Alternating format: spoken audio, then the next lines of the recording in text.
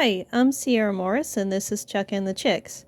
In this video, I'll talk about 7 things they never tell you before you get chickens.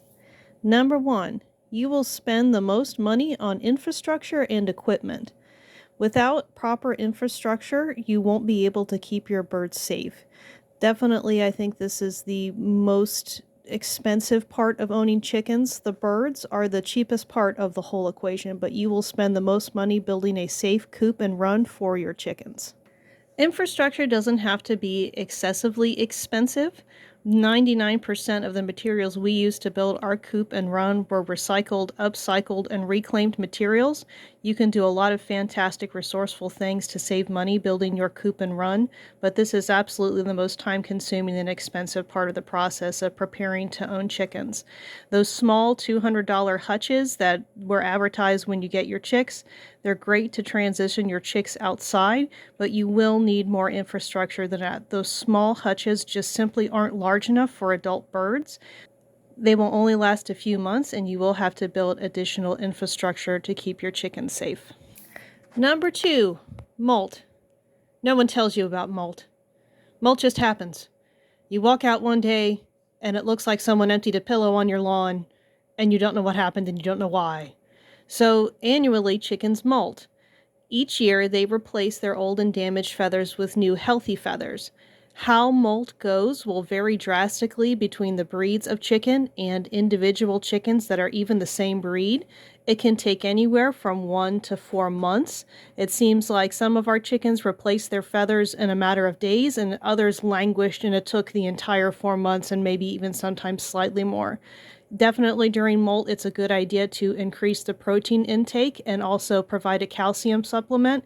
We do that year-round anyway, but that's very helpful for replacing the feathers that are lost during the molt process. And again, it's a normal, healthy thing, but for whatever reason, prior to getting chickens, people just don't talk a lot about it. So molt happens. Chicken nutrition is essential to their productivity and health. You simply just can't feed your chickens anything or not feed them properly and expect them to thrive. Often people make mistakes when providing food for their chickens, either following bad habits they've seen from other people, or not bothering to do any research whatsoever, or going it alone. It's a huge mistake, so it's very important, and it's an avoidable mistake too. So let's all just understand that in order for chickens to produce and thrive and be healthy animals, they need proper nutrition, the same way that we do. And just like our nutritional needs change during different phases of our life, you're going to see that reflected in your flock as well. So feeding your chickens properly makes it possible for them to produce, be that eggs or meat, and for them to be healthy. They can't be healthy without proper nutrition. This is extremely important. For our small backyard flock, we have had the greatest success with a combination approach. We feed both pre-made processed food and kitchen scraps.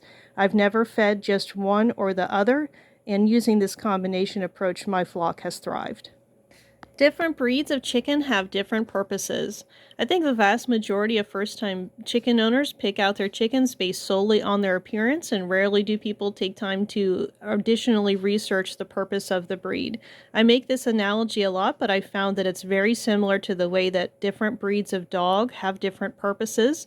There are certain situations that are great for an apartment dog, whereas it wouldn't be good for an outdoor dog, and it's very similar with breeds of chicken. Different breeds have different purposes, be that to be high production egg layers, to be meat birds, to be show birds, to be companion birds, and there's also dual purpose birds which can be used for meat or eggs. The purpose and breed of your chicken is going to have a huge impact on the kind of care that they require. Go deeper than the appearance of the chicken and research the best breed of chicken for what your intended purpose is. Why you are getting chickens will influence what the best chicken is for you.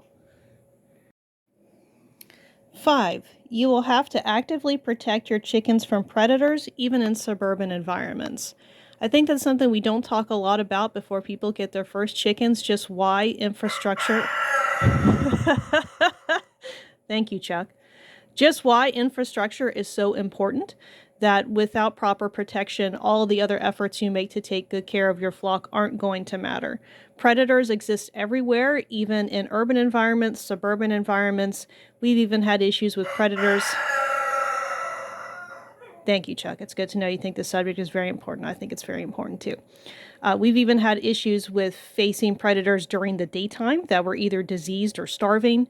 So predator pressure exists no matter what environment you're attempting to raise chickens. So it's very important, again, to invest in that. It's very important to invest in that infrastructure to be sure that your chickens are going to have protection. No matter where you're raising them, you will have predators. Number 6, chickens have a pecking order and social structure.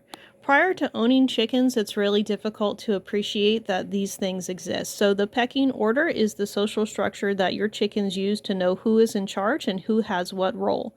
Your main rooster will have a role. Your lead hen will have a role, and all the way down to the last chicken in your pecking order. Until you see it, you won't believe it, but chickens, in fact, are way more intelligent than you might think, and they have a complex social structure and pecking order. This influences when you bring new chickens in, and it's also going to influence how they behave in the space that you provide for them. So before getting new chickens, a lot of people don't know about the social structure and pecking order of a flock. It's an interesting thing to learn about before you bring home your first chickens. And number 7, no one tells you how much you're going to love them.